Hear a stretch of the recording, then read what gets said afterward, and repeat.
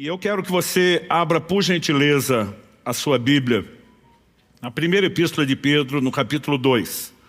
Nós vamos ler os versos 1 a 3, e antes disso, eu só quero fazer uma breve recapitulação daquilo que já falamos na semana passada. Lemos Isaías capítulo 6, e a gente destacou como o profeta Isaías, diante da revelação de Deus, ele vê Deus assentado no seu alto sublime trono. Ele tem não apenas uma percepção da grandeza, da majestade de Deus, mas serafins, seres celestiais estão à volta do trono proclamando santo, santo, santo é o Senhor dos exércitos. E diante dessa percepção gigantesca da santidade de Deus, o que Isaías enxerga, um contraste muito acentuado, é a miséria, a falha dele, a ponto de dizer: ai de mim, sou um homem de lábios impuros e habito no meio de um povo de impuros lábios. E a gente percebeu que essa expressão, chamada por Isaías de impureza, ela na verdade é apresentada nas Escrituras como pecado. Porque um dos anjos pega uma brasa do altar com uma pinça, com uma tenaz, põe na boca do profeta e diz: a tua iniquidade foi removida, o teu pecado foi perdoado. A partir dessa declaração de um pecado, de um departamento específico dos lábios, da boca, aquilo que o tipo de pecado se comete com a língua, ou seja, falando, a gente destacou que a Bíblia apresenta pecados que são específicos da língua. Nós podemos falar de pecados que são familiares, quebram os princípios da família, relacionais, todo tipo de relacionamento, mas a Bíblia tem essa categoria de pecados da língua. No Salmo 39:1, o salmista diz: eu disse comigo mesmo, guardarei os meus caminhos para não pecar com a língua, porém mordaça a minha boca. Então, se há pecados da língua, esses pecados tanto devem ser evitados, como quando, se nós reconhecemos que já os cometemos, não evitamos, o processo de arrependimento, como diz Isaías, de se expor aos recursos divinos para a santificação, precisa acontecer na minha e na sua vida. E eu disse que seriam 3 domingos aqui de confronto, porque a palavra expõe a nossa realidade, a distância entre aquilo que somos e o que deveríamos ser, mas que a perspectiva deve ser correta. Ou seja, nenhum de nós deve sair desanimado pelo que ainda não alcançou, mas encorajado a ser trabalhado por Deus, corresponder com Ele e avançar para aquele lugar que Deus tem para nós. Por que é que Deus expôs o pecado de Isaías? Não foi para dizer: olha, infelizmente, por causa disso eu não posso te usar. Foi para poder aperfeiçoá-lo, para que então depois Deus pudesse falar o que o profeta ouviu: a quem enviarei, quem há de ir por nós? E o profeta, agora aperfeiçoado, pudesse responder a Deus: eis-me aqui, envia-me a mim. E aquela boca, antes tomada pela impureza, agora santificada, pode se tornar um instrumento de Deus. Isaías se torna um dos maiores profetas, não só do Antigo Testamento, mas de toda a história da humanidade. Porque aquilo que já serviu ao pecado, como a nossa boca, a nossa língua, pode ser santificado e pode ser usado para a glória de Deus. E esse é o plano e o propósito de Deus para cada um de nós. Talvez não seja o tema mais popular ou mais empolgante, mas como Paulo fala aos presbíteros de Éfeso, lá em Atos 20, eu não deixei de vos anunciar todo o conselho de Deus. De tempos em tempos, orando, eu questiono: Deus, o que de importante nas Escrituras que a gente está deixando de lado? Aliás, terminei ontem um período de oração, intercessão em prol da igreja, de 40 dias de oração e jejum, e a minha expectativa era chegar para esses 3 domingos só com mensagens de avivamento. Quando tentava convencer Deus sobre isso, Ele me disse: você quer avivamento? Vamos limpar a casa, vamos arrumar aquilo que atrapalha o mover mais profundo. E Deus nos deu essa direção de não apenas refletir, mas a partir disso poder corresponder ao que Ele vai falar. Semana passada nós falamos de murmuração e insultos. Hoje nós vamos falar sobre maledicência e fofoca. Você preferiu o termo bíblico mais refinado, é mexerico. Semana que vem nós vamos falar sobre mentira. Eu tinha anunciado que seria mentira e calúnia. Já troquei a palavra calúnia por falso testemunho. Ela se repete um pouco mais na Escritura e eu creio que seja uma definição melhor. Na semana passada falamos de vários versículos que destacam a importância de controle na área da língua, e eu não vou lê-los todos, mas a cada mensagem eu quero apresentar algum que não falei antes. Em primeira epístola de Pedro, nós vamos ler já o capítulo 2, que vai ser o nosso ponto de partida, mas no capítulo 3, no verso 10, ele cita o Salmo 34, de 11 a 14, cuja essência da mensagem é: pois aquele que quer amar a vida e ter dias felizes. Quantos querem amar a vida e ter dias felizes? O texto diz, refreie a língua do mal e evite que os seus lábios falem palavras enganosas. Nós já vimos que Tiago destaca que todos tropeçamos em muitas coisas. Mas se alguém refrear sua língua, é varão perfeito. Praticamente quase todas as outras áreas vão refletir a ordem quando conseguimos refrear a nossa língua. Então nós precisamos entender o que Deus tem, né, para nós. E antes de falar de maledicência e fofoca, vamos partir de uma orientação bíblica clara. Primeira carta de Pedro, Epístola de Pedro, capítulo 2, versos 1 a 3. Portanto, abandonem toda maldade, todo engano, hipocrisia e inveja, bem como todo tipo de maledicência.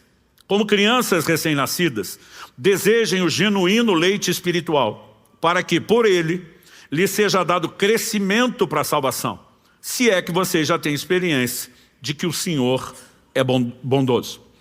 Quando o apóstolo Pedro fala de coisas que devem ser abandonadas, nenhum de nós vai discutir que isso tem que ser deixado de lado. Abandonem toda maldade, todo engano, hipocrisia, inveja.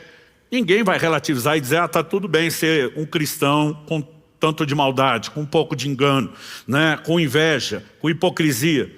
Mas ele diz, bem como todo tipo de maledicência. Aqui ele diz não apenas que a maledicência tem que ser abandonada, ou seja, era uma prática antes da conversão, mas a gente vai ter que se livrar dela. Mas ele ainda usa a expressão todo tipo de maledicência. Porque pensa em algo que vai tendo desdobramentos. Aliás, quando a gente fala dos pecados da língua, eles se misturam muito. A gente vai fazer algumas definições aqui para tentar separar um do outro, mas eles se mesclam demais. Alguém me perguntou esses dias, pastor, qual a distinção de murmuração e maledicência? Falei, murmuração, que falamos semana passada, normalmente nós estamos reclamando de coisas, de circunstâncias, pelas quais deveríamos ser gratos a Deus. Maledicência, normalmente nós estamos falando de pessoas. Mas às vezes a prática de falar mal, ela também é o ato de murmurar e de reclamar, porque essas coisas, elas se mesclam. Mas quando você olha o chamado do apóstolo Pedro, por que é que nós temos que abandonar a maldade, engano, a hipocrisia, a inveja e todo tipo de maledicência? Ele diz assim, como crianças recém-nascidas. Ele está dizendo, vocês nasceram de novo. Se você voltar alguns versículos antes, que é o final do capítulo 1, a gente foi direto para o início do capítulo 2, ele diz, por exemplo, no verso 23, porque vocês foram regenerados, não de semente corruptível, mas de semente incorruptível, mediante a palavra de Deus, a qual vive e é permanente. Ou seja, quando nós somos gerados, naturalmente falando, entramos nessa vida, nós viemos de uma semente corruptível, herdamos uma natureza pecaminosa. Agora, quando nascemos de novo em Cristo, recebemos uma nova natureza. E essa vem de uma semente incorruptível. Aliás, o apóstolo Pedro vai falar na sua segunda epístola que nós nos tornamos participantes da natureza divina. E agora nós estamos nos despir do velho homem, o antigo comportamento, e nos revestir do novo homem, o novo comportamento, que reflete o que? A nova natureza. Então ele está apelando para uma experiência que foi produzida pelo recebimento da própria palavra de Deus. No verso 22 ele diz, tendo purificado a alma pela obediência à verdade. Então eles passaram por purificação, porque receberam a verdade da palavra e obedeceram, corresponderam. Ou seja, é indiscutível que essas pessoas nasceram de novo, foram regeneradas. Apesar dele dar um tom quase irônico no verso 3, se é que você já tem experiência de que o Senhor é bondoso. Tipo, se foi mesmo verdade, se vocês realmente provaram a bondade de Deus nascendo de novo, então lembre que algumas práticas que eram anteriores a essa experiência não podem mais estar na sua vida. Você vai ter que abandonar, vai ter que se livrar disso. Ele não está dizendo que nenhum de nós se converteu sem, e nem tampouco que isso desaparece automaticamente. A eliminação dessa conduta, ela precisa ser intencional. Né? Ele termina a última frase do verso 25, antes de falar o que falou. Essa palavra é o evangelho que foi anunciado a vocês. O mesmo evangelho que anuncia o perdão dos nossos pecados, a remoção da condenação, também proclama para mim e para você mudança de conduta e mudança de comportamento. A gente já falou semana passada, eu repito, temos uma experiência de santificação inicial na conversão, mas existe uma experiência de santificação progressiva posterior à conversão. Segundo aos Coríntios 7:1, o apóstolo Paulo diz que nós temos que aperfeiçoar a santidade no temor do Senhor. Aperfeiçoar a santidade significa abandonar o pecado, deixá-lo de lado, inclusive os pecados da língua. Ou seja, precisamos de santificação nessa área também. E o apóstolo Pedro chama isso de crescer para a salvação. Ele diz, já que agora vocês são crianças recém-nascidas, e ao usar essa expressão ele está dizendo, não se espera grande maturidade espiritual de alguém que acabou de converter.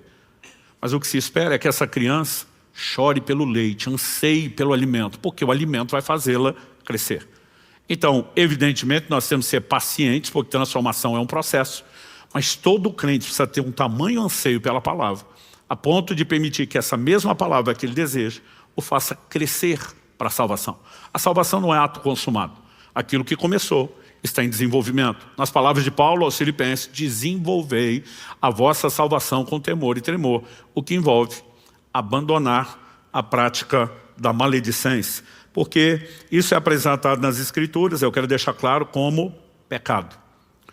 E se é pecado, não pode ser tolerado. Porque de alguma forma certas práticas a gente diz, não, isso aqui é horroroso, não podia estar na vida do cristão. E outras a gente relativiza a ponto de defender e ficar um pouquinho mais confortável, né, com a presença delas na nossa vida. Então eu quero destacar em primeiro lugar o problema da maledicência. Apresentá-lo como pecado, algo que é uma questão de caráter, que não pode ser parte da nossa vida. Depois vamos ampliar um pouquinho mais o assunto, falando a respeito de como agir com os maledicentes, porque a Bíblia fala disso. Não adianta apenas eu e você vencermos o nosso problema. A gente precisa saber lidar com gente que ainda não venceu deles, para só depois falar da fofoca. Mas o que eu vou falar no meio sobre como lidar com os maledicentes, vale para as duas coisas. É para o maledicente e para o fofoqueiro ou o mexeriqueiro. Pastor, não é muito fina a linha entre uma coisa e outra? É. A diferença é a desculpa que cada um dá. O maldizente, ele admite que está falando mal mesmo de alguém.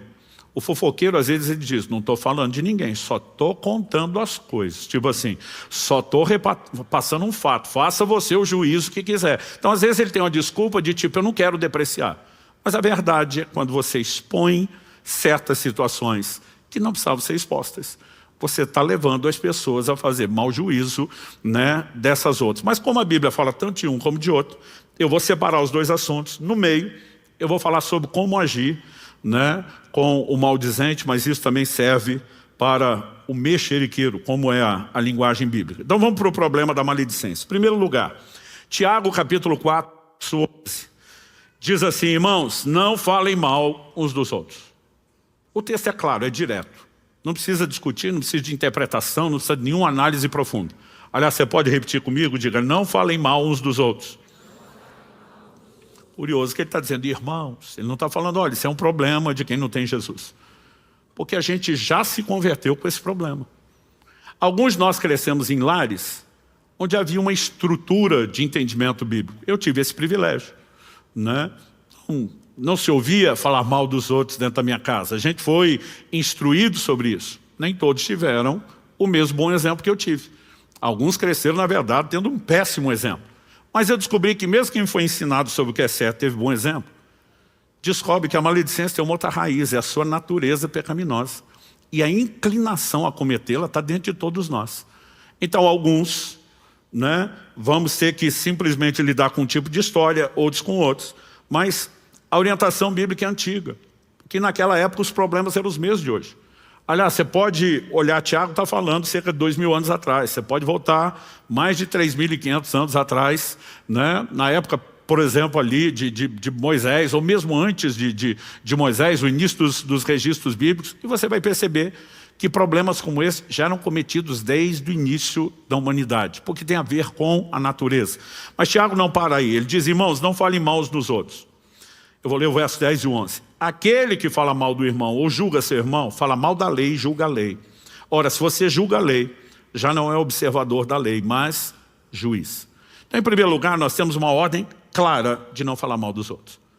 E se é uma ordenança bíblica, e a definição bíblica de pecado, 1 de João 3,4, é que o pecado é a transgressão da lei. Desobedecer à lei divina e falar mal é pecado. Né? Maledicência é pecado, não é apenas um mau hábito, não é apenas algo que atrapalha relacionamentos, né? Ele fere a essência da nossa relação com Deus, é tratado como pecado. Além de ser uma quebra direta, uma ordem de não falar mal, é a desobediência também de um outro aspecto, porque eu e você não somos apenas ordenados a controlar nossa língua a ponto de não falar mal, nós somos também orientados a falar bem, não só orientados, é uma ordem. Lucas capítulo 6, verso 28, Jesus no Sermão do Monte diz, bendizei os que vos maldizem, Ou seja, eu não apenas me abstenho de falar mal, eu preciso aprender a falar bem. Tiago, capítulo 3, eu li isso semana passada, do verso 2 ao 8. Eu quero repetir só o 7 e o 8. Eu vou ler até o 12, Tiago 3. A Escritura diz: pois toda espécie de animais, de aves, de répteis, de seres marinhos se doma e tem sido domada pelo gênero humano. Eu acho impressionante a capacidade do homem de domar os mais distintos animais. Uma coisa é você pensar no cachorro, que a gente convive bem, né? Mas você olha desde a antiguidade, o homem domando os cavalos. Já tive lugares como na Tailândia, eles domam os elefantes e às vezes usam como montaria, né? Lugares como a Índia, você vê os encantadores de serpente, consegue com música ter controle, né? Em parques temáticos ao longo do mundo, você vê os animais marinhos, orcas, golfinhos sendo adestrados, e a capacidade do homem de domar os animais é incrível. Mas Tiago diz, mais a língua. Homem nenhum consegue domar, é mal incontido, cheio de veneno mortal. Alguns, além do veneno da língua, ainda correm para fora no canto da boca. Mas o texto continua e diz assim: com ela bendizemos o Senhor e Pai, também com ela amaldiçoamos as pessoas criadas à semelhança de Deus. De uma só boca procede bênção e maldição. Meus irmãos, isso não deveria ser assim. Você pode repetir comigo? Isso não deveria ser assim. Tiago continua perguntando: por acaso pode a fonte jorrar do mesmo lugar água doce e amarga? Meus irmãos, será que a figueira pode produzir azeitonas ou a videira figos? Assim também uma fonte de água salgada não pode dar água doce.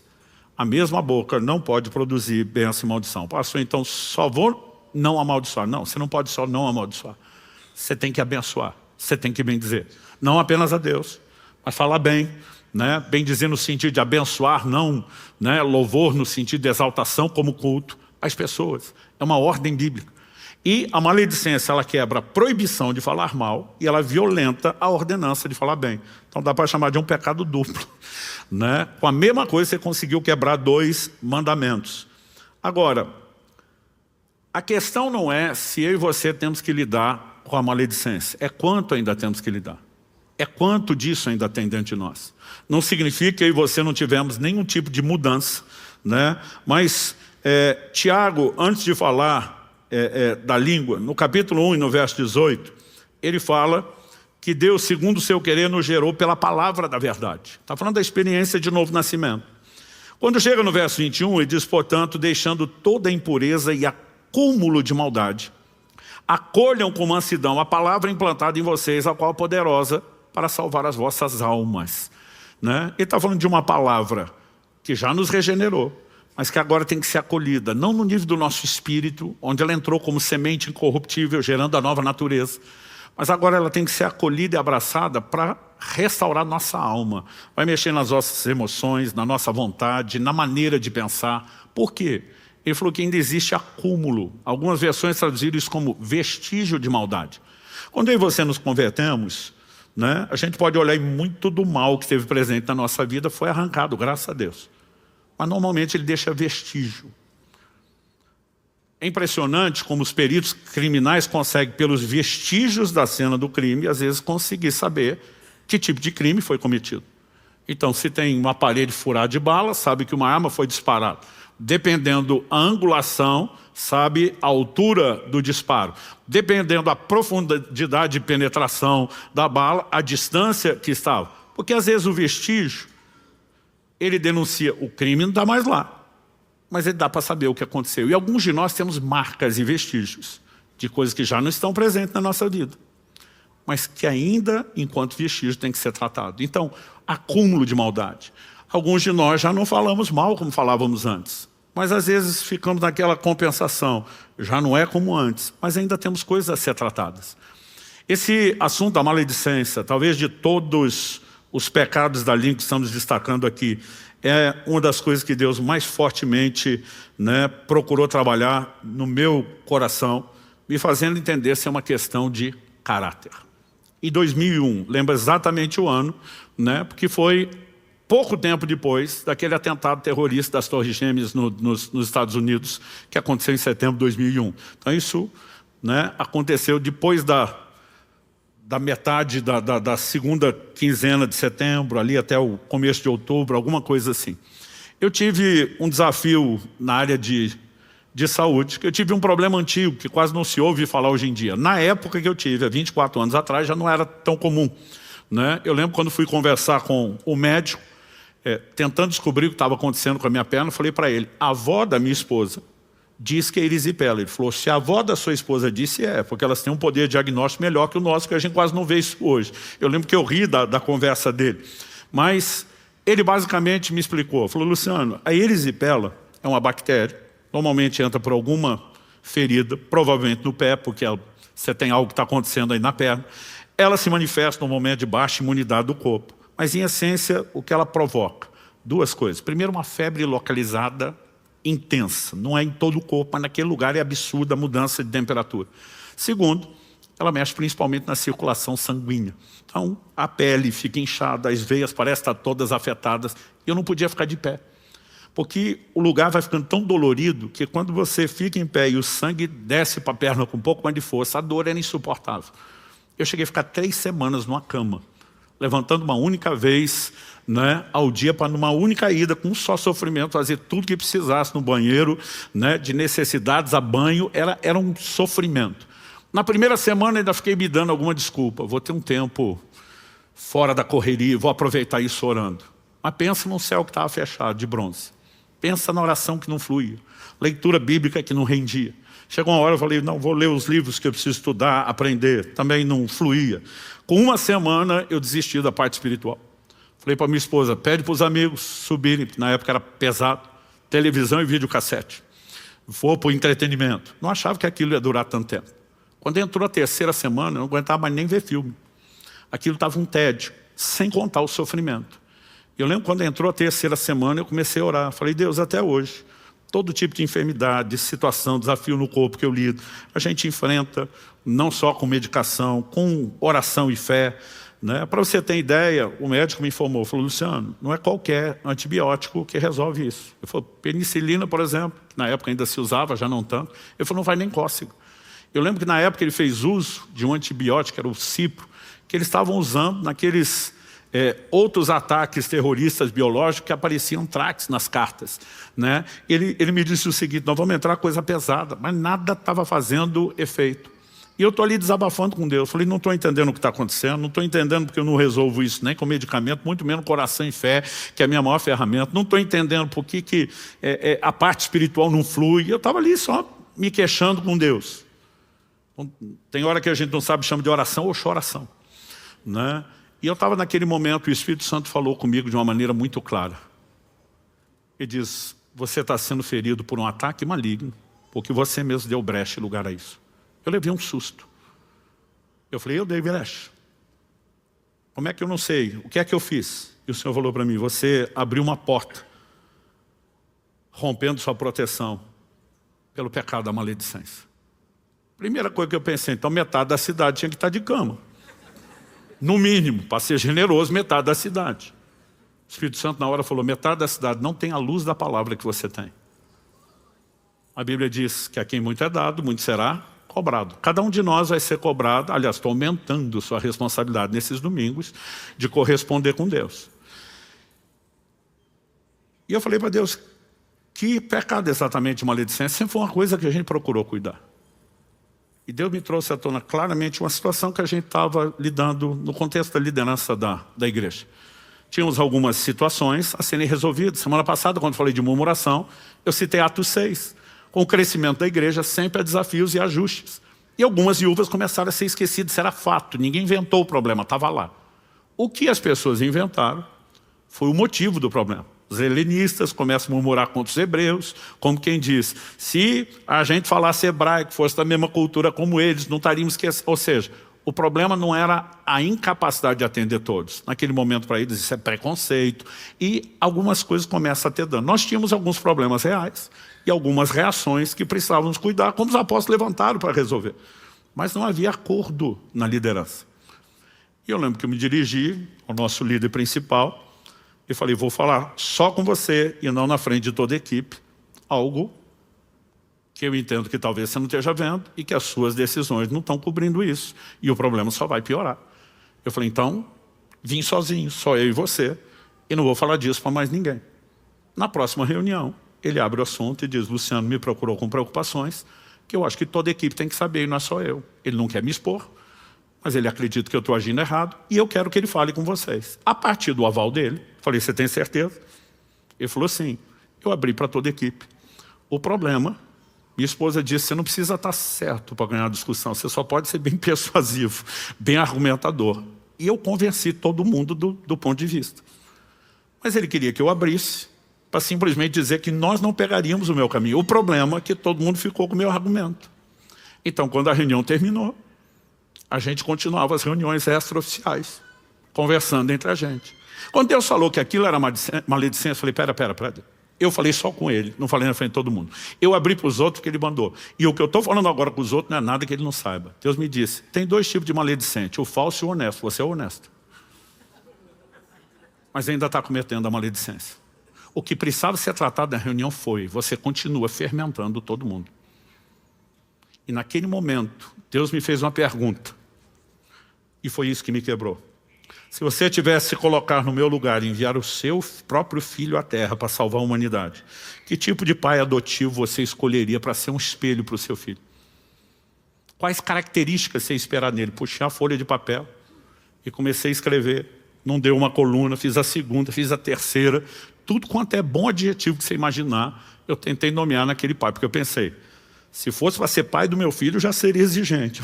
Mas eu, pensando como Deus, o padrão tem que ser completo. Eu enchi 3 colunas numa folha só, numa página só, de adjetivos. E quando eu terminei, falei: eu acho que isso aqui estava bom. Eu não sabia para onde ia a conversa. Foi nesse momento que o Espírito Santo falou comigo: vai lá para Mateus capítulo 1 e vai ver a minha lista a respeito da pessoa que eu escolhi. Eu fui para Mateus 1, 18 e 19, que eu quero ler com você. A Bíblia diz assim: ora, o nascimento de Jesus Cristo foi assim. Estando Maria, sua mãe, desposada com José, sem que tivessem antes coabitado, achou-se grávida pelo Espírito Santo. Mas José, seu esposo, sendo justo e não a querendo infamar, resolveu deixá-la secretamente. Tudo que a Bíblia diz sobre José cabe em 2 descrições, 2 adjetivos: justo e alguém que não quis infamar, ou difamar, ou falar mal de Maria. A Bíblia diz que estão noivos, comprometidos um com o outro por casamento. E daqui a pouco José descobre que Maria está grávida. Você acha que a primeira coisa que passou na cabeça dele foi: obra do Divino Espírito Santo? O maior milagre da humanidade está acontecendo logo comigo. Primeira coisa que ele pensa é que Maria foi infiel. Ele não vai sustentar o compromisso, casamento cancelado. Mas se José abre a boca e expõe: essa mulher está grávida, não fui eu, de acordo com a lei de Moisés, Maria teria que ser apedrejada. Ele podia pensar: fez mal para mim, eu acabo com a sua vida, miserável. O que muitos fariam. Aliás, por menos do que isso, nós já fizemos coisas piores. Mas a Bíblia diz: porque ele era justo, caráter. Ele diz: eu não preciso difamá-la. É só não entrar nessa relação. Ele também não age só por impulso. A Bíblia diz que enquanto ele está ponderando as coisas, o Espírito Santo diz: ei, agora Deus vai visitá-lo, explicar, dar o outro lado da versão, dizer o que ele deve fazer. Mas até que ele entenda, ele já tinha um posicionamento: eu não falo contra essa mulher. E Deus me disse: tudo o que eu precisava em alguém que seria o espelho para o meu filho era um padrão de caráter que não difame ninguém, nem quando acho que tem motivo. E o chão sumiu debaixo do meu pé. Eu nunca tinha olhado para isso como um traço de caráter tão importante, tão necessário. O que é que se espera de mim e de você, meu querido? O apóstolo Paulo fala em 2 Coríntios 12, 20. Pois tenho receio de que, indo eu até aí, não os encontre na forma em que gostaria de encontrá-los. Epístola onde está trabalhando o aperfeiçoamento da santidade. E diz assim: que haja entre vocês briga, inveja, ira, egoísmo, difamação, intriga, orgulho, tumulto. Todo o resto a gente iria, encrenca. Mas por que a gente aceita a presença da difamação no nosso meio? Como se fosse algo que deveria ser encontrado nas nossas vidas. Gente, pecado, falta de caráter, gera não apenas desconexão na comunhão com Deus, problema com os irmãos por corpo de Cristo. Mas qual as consequências? Até que ponto insistir nesse pecado pode nos levar? Primeira carta de Paulo aos Coríntios, capítulo 6, de 9 a 11. Vocês não sabem que os injustos não herdarão o reino de Deus? Não se enganem. A frase não se engane está falando para os crentes. nem imorais, nem idólatras, nem adúlteros, nem afeminados, nem homossexuais, nem ladrões, nem avarentos, nem bêbados, nem maldizentes, nem roubadores herdarão o reino de Deus. Alguns de vocês eram assim. O problema nunca foi o passado. Ele diz, mas vocês foram lavados, santificados, justificados em nome do Senhor Jesus Cristo e no Espírito do nosso Deus. O problema não é se no passado você foi roubador, se você foi imoral, se foi idólatra, se foi bêbado, se foi avarento. A questão é, depois da conversão, vai se manter nesse lugar? Vai voltar para isso agora? E no meio da lista, ele coloca os maldizentes. Ou seja, eu e você precisamos olhar para isso com seriedade. Enquanto a gente fica tentando justificar e dizer que não é tão sério, não é tão problemático, não é tão pecaminoso, não tem consequência, nós não vamos vencer nessa área. Os maledicentes não fazem mal só aos outros. Eles estão fazendo mal a si mesmos. Provérbios 13:3 diz, quem vigia suas palavras conserva a sua vida, mas o que fala demais arruína a si mesmo. Então, ele não está gerando problema só para os outros. Ele está trazendo uma desconstrução para a sua vida espiritual, não só relacional. Quando me recuperei da erisipela, e foi muito rápido depois do arrependimento, eu fiquei com uma cicatriz que eu vou lembrar para sempre do assunto. Porque a febre localizada, como eu disse, era tão forte que minha pele necrosou, queimou de dentro para fora. Então, o organismo precisou repor no local específico toda a pele. O médico que estava me acompanhando falou, não tome sol, isso é pele nova de bebê, vai reagir diferente do resto. E eu ficava de bermuda na sombra, sem perceber que o mormaço teria o mesmo efeito. Nos primeiros dias ele já olhou e falou, cara, você está expondo isso. Não, eu estou na sombra. Ele falou, mas você está sendo afetado pelo calor. Você tinha que estar enfaixando, protegendo isso até recuperar bem. Vai ficar manchado. Foi ainda dá tempo de reverter, porque está pouco, começou. E recomendou a pomada. Falei, não, doutor, não precisa preocupar com isso, não. Você não tem noção do como essa minha canela é escura. Quando eu saio de bermuda, todo mundo fica olhando, né, o que é aquilo. E eu tenho um lembrete para o resto da vida. Não entregue a sua língua à maledicência, nem que seja honesta. Vamos avançar. Pastor, quando a gente aprende o que o senhor aprendeu e começa a não entregar a nossa língua, mas temos que lidar com gente que não entendeu isso. Então vamos falar sobre como agir com os maledicentes. Primeiro conselho bíblico, afaste-se deles. Eu não sei se a gente chama de conselho ou ordenança, que tem mais peso. Primeira carta de Paulo aos Coríntios, capítulo 5, de 9 a 11. Na outra carta, já escrevi a vocês que não se associassem com os impuros. Diga comigo, não se associar. Ele continua e diz, refiro-me com isso não propriamente aos impuros desse mundo, aos avarentos, ladrões ou idólatras, pois nesse caso vocês teriam de sair do mundo. E eu e você fomos chamados para ser luz do mundo, sal da terra. Não dá para simplesmente dizer, a gente não tem nenhum tipo de contato. Olha o que ele diz, mas agora, escrevo a vocês que não se associem com alguém que, dizendo-se irmão, ou seja, tendo passado pela experiência do novo nascimento, for devasso, avarente, idólatra, maldizente, bêbado ou ladrão. Nem mesmo comam com alguém assim. A ideia de evitar a pessoa não é descartar quem tropeçou. Se você pegar o conselho que Paulo dá nas duas epístolas, ele vai falar sobre pessoas que precisavam ser isoladas pelo pecado que cometeram, né? Mas o apóstolo Paulo vai dizer que eles precisavam de um processo de disciplina, mas ao mesmo tempo não poderiam ser consumidos por excessiva tristeza. Então, se você pega o ensino de Paulo, além da epístola aos Coríntios, ainda vai dizer, trate como irmão, não como inimigo.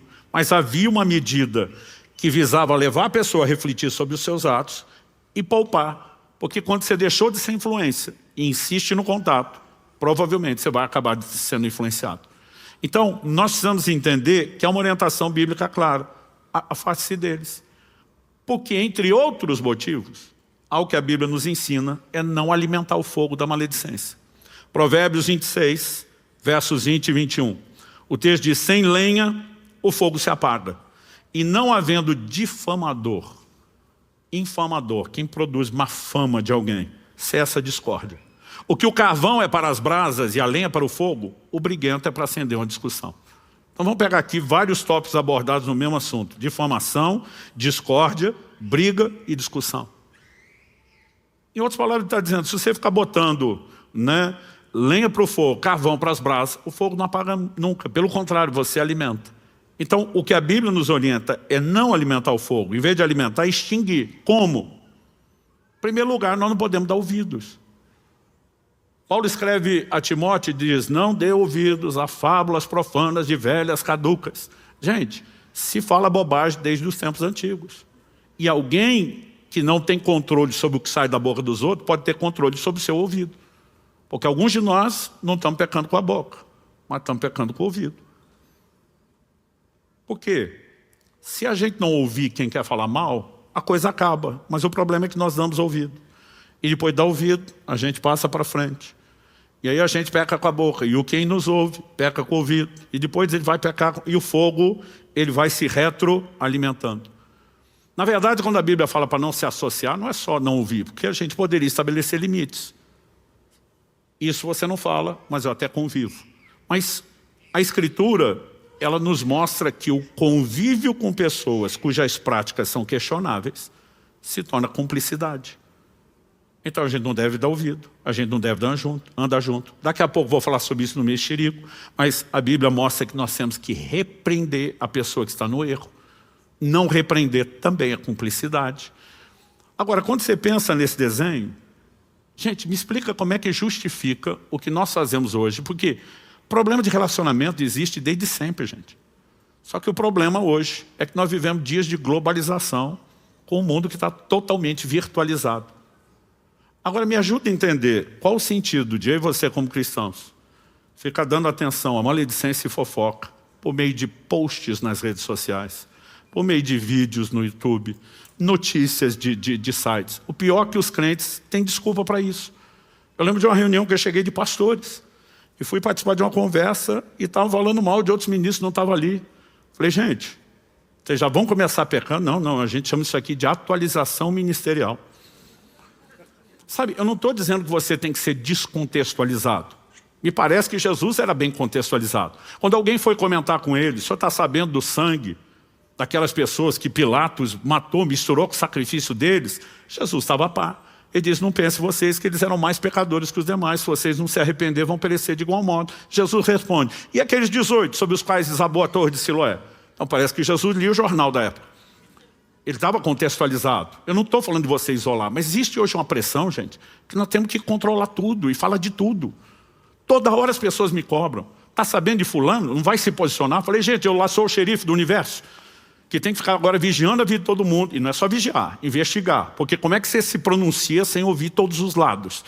Né? Então, assim, hoje existe uma tendência, uma pressão de que a gente tem que falar. E nós estamos cometendo um outro erro. Atos capítulo 17, e a Bíblia não inseriu essa informação na Escritura à toa, ela fala o seguinte sobre o povo de Atenas, gente de alto nível cultural, ok? Acontece que todos os de Atenas e os estrangeiros residentes não se ocupavam com outra coisa, senão dizer ou ouvir as últimas novidades. Dizer e ouvir. Porque um está falando, o outro está ouvindo. Se não tiver essa mescla, a fofoca não se espalha, a maledicência não se cria. E às vezes nós ficamos justificando, não é atualização. Até que ponto a gente precisa de tanta informação? E por que tanta ênfase só naquilo que é ruim? Com tanta coisa boa para falar? As pessoas às vezes me falam, pastor, viajando por aí, o senhor deve ter visto muita coisa ruim. Eu falo, vi, mas vejo muito mais coisa boa do que ruim. Por que a gente não foca em falar delas? Por que a gente não passa para frente boas notícias? Né? Por que a gente não coloca a nossa língua a serviço do reino de Deus? Então, nós precisamos de entendimento. Enquanto a gente fica justificando que isso é atualização, informação, é quase como se fosse consumir notícia, nós estamos equivocados. Porque outro dia um me falou, não, pastor, atualização. Isso aqui é tipo assim, fofoca evangélica. Falei, tem adultério evangélico? Ele falou, não. Falei, tem homicídio evangélico? Não. Eu falei, mas agora você pega um outro pecado e justifica que esse pode ser a nossa versão? Então deixa eu te dizer algo, querido. Quando você consome esse tipo de conteúdo na internet, você é cúmplice. O pior, dá engajamento. Até quem entra para tentar ser crente, vou falar contra. Né? Meu amigo, deixa eu te dizer algo. Não é inteligente seu comentário em engajamento. Melhora o algoritmo e vai promover mais ainda aquilo que você está atacando. O conselho bíblico é, se afasta, não associe, não dê ouvido, vamos apagar esse fogo. É bem mais simples, quem está entendendo? Além disso, não retribua a difamação recebida. Porque eu conheço gente que normalmente não fala mal, até falarem dele. Aí a pessoa diz assim, não, mas agora fulano começou, tem que me defender. A pergunta é, será? Jesus disse, eu citei antes Lucas 6, 28, bendizei aos que vos maldizem, orai pelos que vos caluniam. Tudo que você precisa é aprender a falar bem e orar. Eu lembro de um episódio específico. Estava num evento e eu falei publicamente, falei bem de uma pessoa. E o que eu falei é verdade. A pessoa era louvável naquilo que eu falei. Mas alguns pastores me procuraram depois e falaram, olha, nós estamos bolados. Ou você é crente de um jeito que nós não entendemos, ou você é um falso. Falei, por quê? Ele falou, a gente sabe que você sabe que fulano tem falado mal de você. Eu falei, que tem a ver uma coisa com a outra. Falei, o que fulano faz revela quem ele é. O que eu faço revela quem eu sou. A gente tem que escolher. O que eu falei sobre essa área específica é mentira? Vocês conhecem ele? Não, é verdade. Eu falei, então ele tem que ser louvado por isso. A outra parte, eu prefiro ficar quieto, já que não dá para falar bem daquilo. E eu vou continuar orando por ele. Gente, não é uma opção. É uma ordem bíblica, é cristianismo. Quem está entendendo? Então vamos além disso. Nós temos que seguir o exemplo de Jesus. Não só o que ele falou, mas principalmente, né, o que ele fez. Porque ele não foi incoerente quanto ao que ele nos ensinou. Ele praticou tudo o que ele nos pediu. 1 de Pedro, capítulo 2, de 21 a 23. Eu sempre conheci e entendi esse texto. Mas eu confesso que eu nunca tive uma clareza de entendimento dele tão forte como do ano passado para cá. Ano passado, talvez pela primeira vez em mais de 30 anos de ministério, a gente sofreu uma série de ataques, difamações na internet. E, às vezes, você descobre que está pregado na cruz com velcro. Que é fácil você tentar sair, né? Eu estava com a vontade de me defender, de me explicar, de dar o posicionamento público que todo mundo pede. Enquanto orava sobre o assunto, o Espírito Santo me guiou esse texto. 1 de Pedro 2, 21 a 23. Porque para isso mesmo vocês foram chamados. Pois também Cristo sofreu no lugar de vocês, deixando exemplo para que vocês sigam os seus passos. Você pode repetir isso comigo? Diga, deixando exemplo para que vocês sigam os seus passos. Gente, que exemplo? Está falando do sofrimento de Jesus. Quer dizer que eu e você vão ter que morrer na cruz como ele para salvar a humanidade? Não, não é esse sofrimento. Que sofrimento está em questão? Vamos continuar. Ele não cometeu pecado, ênfase em pecado, nem foi encontrado engano em sua boca. Está falando de pecar com a fala. Pois ele, quando insultado, não revidava com insultos. Quando maltratado, não fazia ameaças, mas se entregava àquele que julga retamente. E naquele momento o Senhor me disse, você vai fazer o que sua carne quer, o que as pessoas estão te cobrando, ou o que eu espero de você? Falei, eu achei que era para ser mais fácil fazer o que o Senhor espera de mim, né? Mas bora orar pelas pessoas, bora falar bem delas, bora interceder, não devolver insulto com insulto. Nós estamos falando de uma doutrina bíblica e nós vamos ter que crescer nisso. Pastor, mas não dói ficar quieto sem se defender? Mais do que eu imaginava. Mas nós queremos um sorriso no rosto de quem? Só no nosso, aleluia, me defendi, ou no dele? Hashtag fica a dica. Para a gente terminar, vamos falar um pouco da questão da fofoca, do mexerico.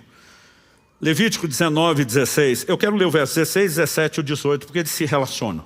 Mas vou começar com 16. Não ande como mexeriqueiro no meio do seu povo, nem atente contra a vida do seu próximo, eu sou o Senhor. Olha a ordem que Deus dá. Não é para andar como mexeriqueiro, fofoqueiro ou atualizador de eventos, notícias e episódios que estão ocorrendo. Não atente contra a vida do seu próximo. Deus está dizendo isso é fazer o mal. Na sequência ele diz, não guarde ódio no coração contra o seu próximo, rancor, mas repreenda-o e não incorra em pecado por causa dele. Então, primeiro, se meu irmão fez algo contra mim, o erro dele não me dá nenhuma justificativa para eu cometer o tipo de erro ou pecado.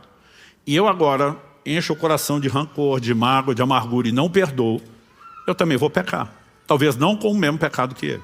Mas quando a Bíblia diz, repreenda-o para não incorrer em pecado, Deus está dizendo, quando eu o vejo pecar, falando mal de outro ou fofocando, empresto a ele meu ouvido e não confronto ele. Eu sou cúmplice. É pecado de cumplicidade. Ou seja, nós não apenas não devemos estar ouvidos, como deveríamos estar repreendendo. Como é que nós lidamos com isso? Na sequência, ele ainda vai dizer assim, não procure vingança, nem guarde ira contra os filhos do seu povo, mas ame o seu próximo, como você ama a si mesmo, eu sou o Senhor. Deus está falando que todo esse contexto da maledicência, do mexerico, está relacionado a várias outras questões. A Bíblia vai falar aqui de discórdia, de problema com o próximo, de ira, né, de vingança. Gente, é muito difícil você encontrar alguém que está fria e neutramente só comunicando algo que aconteceu. Sempre tem sentimento envolvido. E às vezes eu não tenho um sentimento direto à pessoa de quem eu estou falando mal, mas às vezes o que ela representa. Então pessoas que têm problema com paternidade, com figura de autoridade, né? Elas muitas vezes estão repetindo e reproduzindo a dor, que mesmo que não seja direcionada a uma pessoa, é algo que não está resolvido dentro delas. Como eu disse, o exemplo da murmuração de semana passada de Atos 6. Temos um problema? Tem. Vamos apresentar o problema, resolver o problema é uma coisa. Agora, quando você começa só a se queixar, espalhar veneno, supondo exatamente qual é o motivo, já tem um sentimento ali dentro. E o problema não é só o que falamos, é que o que falamos, Jesus diz, a boca fala do que está cheio o coração, é o transbordar de algo que está errado lá de dentro. E é isso que tem que ser arrumado, né? Então, nós precisamos compreender algumas coisas. Eu falei que maledicência é uma falta de caráter, né? E quando a gente fala do mexerico, não é diferente. Provérbios 11:3 diz, o mexeriqueiro revela os segredos, mas o fiel de espírito os encobre. A diferença entre o que é considerado fiel, portanto o outro é o oposto, é infiel. O mexeriqueiro, infiel, descobre. O fiel de espírito encobre. Encobre aqui dá o sentido de cobrir, proteger. Então nós não estamos falando, gente, de varrer algo para debaixo do pano. Porque há situações de erro que elas têm que ser tratadas. A pergunta é, tratada onde? Então, por exemplo, se determinada pessoa errou, eu posso repreender a pessoa. Não é contar para todo mundo que ela errou que vai ajudar a pessoa, que vai resolver o problema. E nem tampouco vai ajudar os outros. Existem certos níveis de competência. Então, por exemplo, o apóstolo Paulo escreve a Timóteo e diz, não aceite acusação contra presbítero. Presbítero é os pastores de governo do rebanho. A não ser com 2 ou 3 testemunhas. Então, se esses camaradas, ainda que numa posição de liderança, não estivessem agindo de forma errada, tinha que ter espaço para o disque de denúncia. Agora ele está dizendo, não é a palavra de um contra o outro. Tem 2, 3 testemunhas, é um fato. Podemos investigar, averiguar, a denúncia tem que ser acolhida. Então, encobrir não é esconder o que acontece de errado, mas é tratar nos canais competentes. Então assim, eu posso tratar direto com a pessoa, eu posso envolver o líder da pessoa para tratar com ela. E eu escolho sair falando para todo mundo. Tem gente se dizendo profeta para justificar seu lado mexeriqueiro. Os profetas iam confrontar as pessoas. Então você vai ver lá o João Batista que perde sua cabeça, porque ele vai lá no Herodes dizer, não é lícito o que você está fazendo. Ele não saiu falar para o resto do povo, gente, o que ele faz não é lícito. E as pessoas estão confundindo as coisas. Agora, mesmo quando nós falamos da queda de pessoas que têm que ser tratadas nos lugares certos, nem tudo isso tem que ser público. Saul está perseguindo Davi, tentando matar Davi, se opondo a tudo que Deus tem na vida de Davi. O povo diz, se vingue, se defenda, isso é legítima defesa. Ele diz, não toque no ungido de Deus. E o dia que Saul morre, alguns lugares de Davi estariam fazendo festa, pelo menos por dentro. Deus pesou a mão, é o gospel vingativo, aquele evangelho de agora chegou a hora. Davi chora, Davi compõe uma canção de lamentação que envolve não só seu amigo Jonatas, mas Saul, seu pai, como caíram os valentes. Ele prefere olhar em tudo que de bom aquele líder tinha feito pela nação, como tinha livrado ele dos filisteus, dos seus inimigos, e no meio da sua lamentação ele diz, não proclamem isso nas ruas de Gate. Notícia ruim, não é para ser falada para todo mundo. A gente chora, a gente lamenta, a gente conserta, tem que consertar, mas não precisa botar a boca no mundo. Dá para entender a diferença? Então, certas coisas elas são cobertas no sentido de exposição desnecessária. Não que não devam ser tratadas, mas vão para os fóruns competentes. E se nós não vigiarmos em relação a isso, nós vamos ter problema. Agora, assim como falamos do maldizente, do maledicente, a Bíblia ensina a evitar a companhia e conversa dos mexeriqueiros. Provérbios 20:19. O mexeriqueiro revela os segredos, portanto não se meta com quem fala demais. Aliás, algo que eu aprendi, quem fala de outro para você, vai falar de você para outro. Então assim, não ache você que está falando de outra pessoa só porque a pessoa merece. Ele vai falar de você para outra pessoa. Então, se poupe de ser cúmplice e se poupe de problemas desnecessários. Pastor, o que fazer com tudo isso que nós temos ouvido? Na semana passada já falamos que a gente tem que encher o bom depósito e não o mau depósito. Então, em vez de ficar alimentando o coração com tudo quanto é tipo de post, de fofoque que fala da vida dos outros, a gente tinha que encher o coração com o quê? Com a palavra de Deus. Se a boca fala do que está cheio o coração, e eu só me atualizo, o que é que eu vou falar?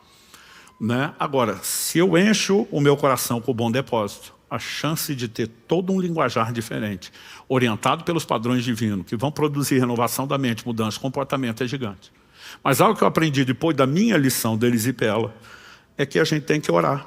Jesus nos ensinou a orar, não nos deixe cair em tentação, livra-nos do mal. E diz, vigiai e orai para que não caiam em tentação.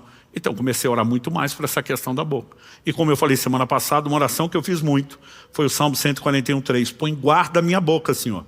Vigia a porta dos meus lábios.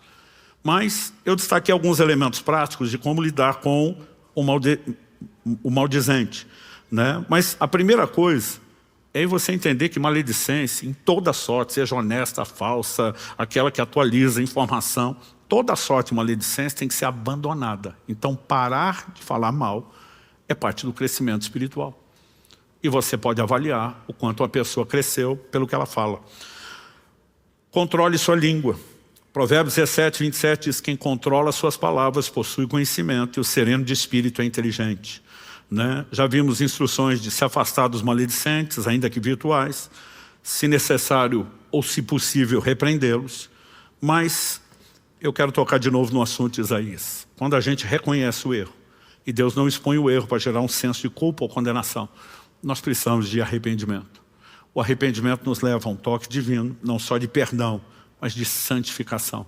Porque o grande projeto de Deus é que nossa boca, em vez de fluir com maldição, ela seja algo que cumpra o propósito dele e que eu e você possamos usar nossos lábios sempre para abençoar. Não só bem dizer o Senhor, que é digno de honra e glória, mas aprender a se comportar como ele, abençoando e falando bem.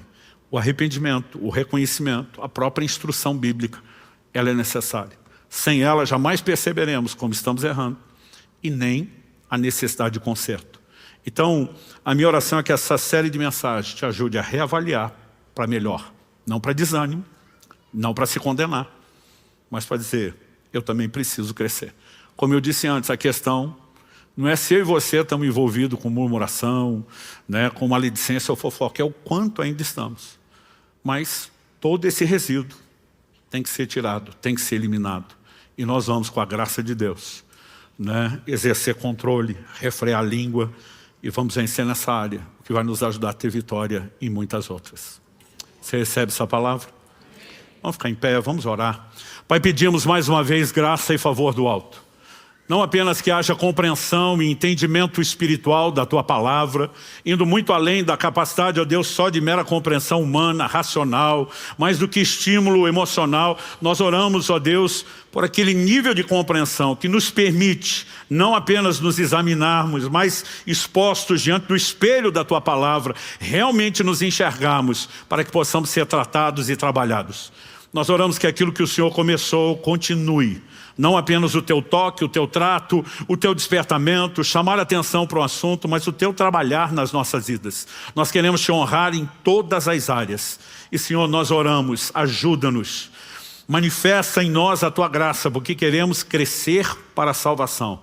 Te honrando, Te exaltando, Te glorificando e nos posicionando de uma forma que não apenas o Senhor se agrade, mas que possamos de fato revelar quem o Senhor é para todos os que têm contato com cada um de nós. Eu quero abençoar os meus irmãos, declarar e profetizar que haverá crescimento e vitória nessas áreas, em nome de Jesus e para a glória de Deus. Amém.